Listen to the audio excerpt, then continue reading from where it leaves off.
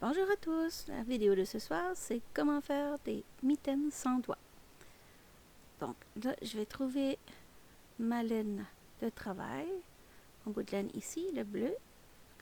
Donc maintenant je vais aller à l'extrémité opposée pour fermer mes mailles, fermer mon travail. Là j'ai mis en ralenti, comme ça avec un crochet 4.5, 4 ou à 5.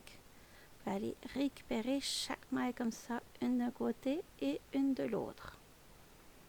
Je vais passer en accéléré par la suite, ne vous inquiétez pas pour les plus avancés.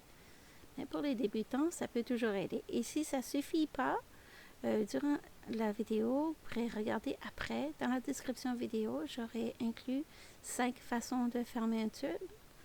Donc, si vous n'êtes pas à l'aise avec le crochet pour le moment, vous pourrez utiliser l'option numéro 3 jusqu'à ce que vous soyez plus confortable avec le crochet.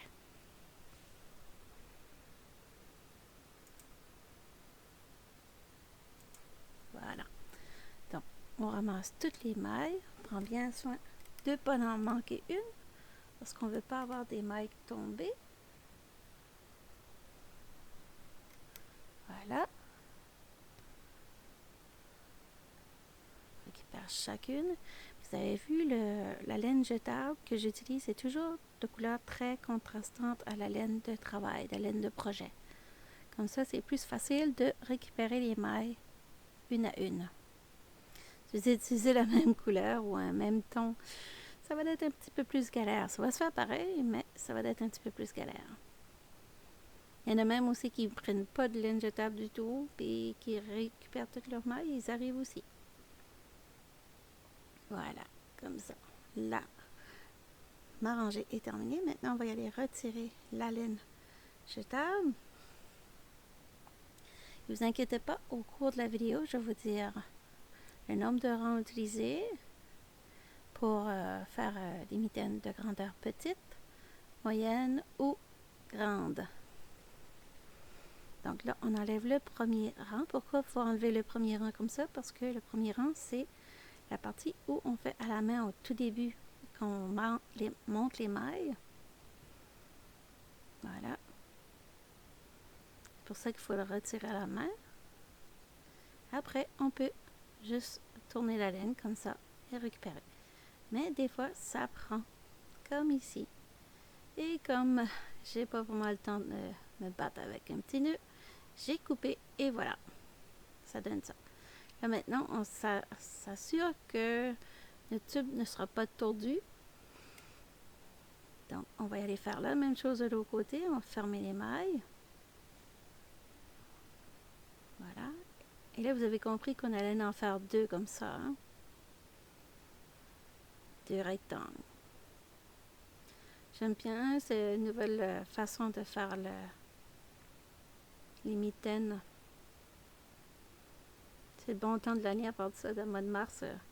Le matin, c'est froid, le midi, c'est bien, et le soir, c'est encore plus froid. Donc, au moins, vous aurez les petites mains au chaud à garder dans vos poches de manteau. Toujours disponible. Et là, vous voyez de la laine rouge, mais ça, c'est au fait le compteur. Je me crée un petit marqueur. À chaque 10 rangs, je mets un compteur rouge, un petit bout de laine rouge. Parce que ma machine n'a pas de compteur, la machine que j'ai utilisée. En fait, j'ai utilisé la Jamit 48 Pico. Voilà. C'était un premier essai. J'ai réussi à faire 2 mitaines. Donc, ça va pour l'instant. Je vous tiens au courant de mes prochaines expériences avec cette machine. Vous ne bousculez pas à l'acheter maintenant parce que moi, je n'ai pas terminé mon évaluation là-dessus. Donc, je vais vous tenir au courant. Si c'est quoi qui vous intéresse, on verra après. C'est une machine électrique. Elle marche aussi de façon manuelle, mais elle est plutôt électrique. Bon, là, j'ai ramené la laine où je la voulais pour finir ma rangée, comme ça. Maintenant, on va retirer la laine jetable. Bon, là, c'est le temps d'écrire dans votre cahier de notes que vous avez besoin de 2 fois 5 laines jetables, 35, 5 laines jetables. 2 fois 5 laine jetable, 37 laines de travail, 5. La large, 2 x 5, 39 et 5. Donc, petit, moyen et grand. Prenez ça en note.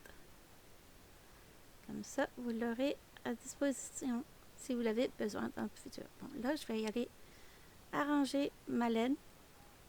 Mes mailles est tombée, donc je récupère avec mon crochet. Je vais chercher une barre et je la glisse dedans la maille. Je vais chercher une barre et je la glisse à nouveau dans la laine. Dans la maille. Comme ça. Voilà. Et là, je vais prendre ma laine à nouveau. Je ne suis pas trop habituée avec ces aiguilles de plastique là. J'utilise jamais ça. Mais comme elle venait avec la machine, j'ai voulu tenter le coup. Voilà. Comme ça. On retire nos petits marqueurs. Et on étire notre travail. Bon, on fait la même chose avec le second tube. Et là, pour l'instant, on va aller cacher nos petits bouts de laine.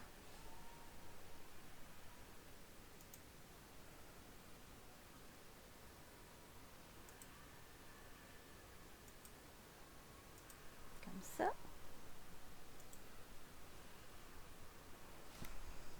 Et on place entre les deux épaisseurs de la laine.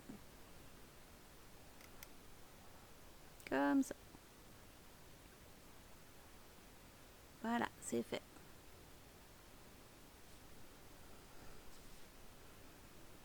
On fait la même chose de l'autre côté.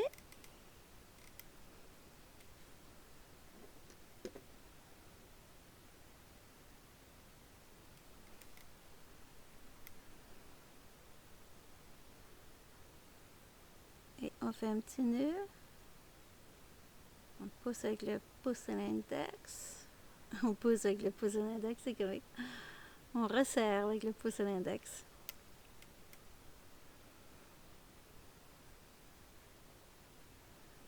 Comme ça. Et voilà. Tout fin prêt. On a nos deux pièces. Maintenant, on va aller attacher ça ensemble. Bon, là, avec notre aiguille à laine, on récupère toute une maille complète. Un V complet d'un côté et on se garde un petit bout de laine pour refermer par la fin.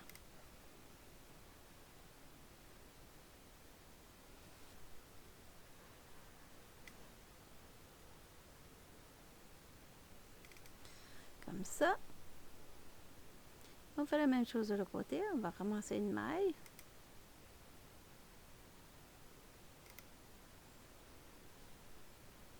Une maille complète. Là, je ne resserre pas trop tout de suite. Parce qu'il faut quand même que je mesure pour ma main. Moi, j'ai une petite main, donc je vais faire le modèle sur la vidéo. Ça va être un modèle pour petite taille. Small. Voilà. Donc, je récupère. Je suis rendue à 5.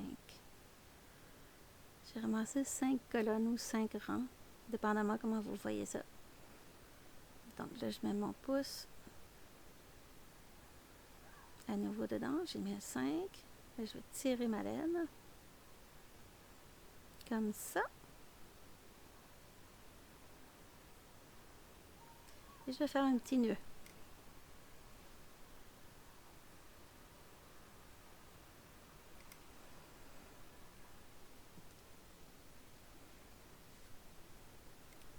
Ça et je referme. Voilà.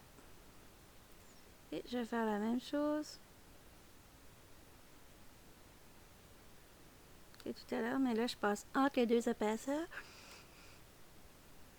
Je vais commencer par 3, par 2 colonnes pour voir comment j'ai besoin d'espace pour mon petit pouce.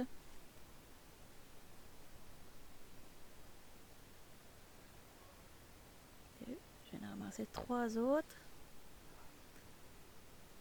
Donc je vais faire 5 en tout. 5. J'ai passer entre les deux épaisseurs comme ça. Ça me paraît suffisant pour mon pouce.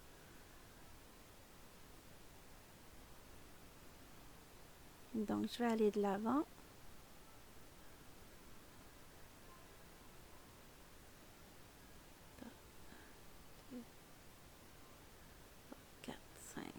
Voilà.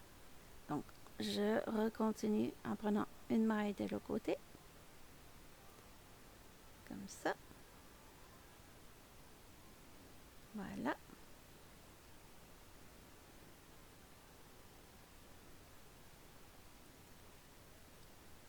Et je continue.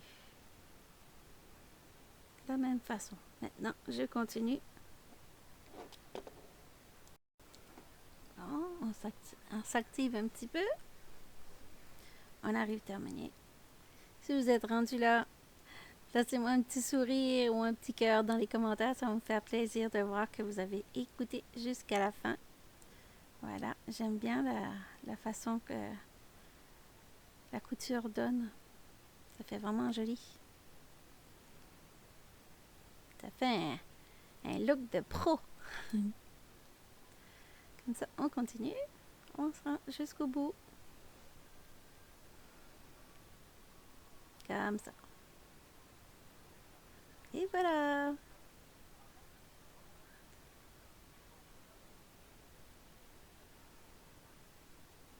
Et on va y aller faire nos petits nœuds. Et après, on va rentrer ça dans les deux épaisseurs. Là, je sécurise mon travail. Je passe dedans le petit anneau. Je fais un dernier nœud.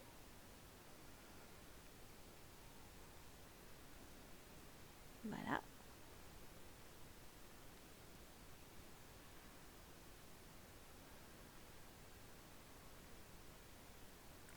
Donc, maintenant, je vous dis merci et à bientôt pour une autre vidéo la semaine prochaine. J'espère que celle-ci vous a plu. Et n'oubliez pas, on lâche pas. Il y a toujours une solution, il faut juste la trouver. Ciao, ciao!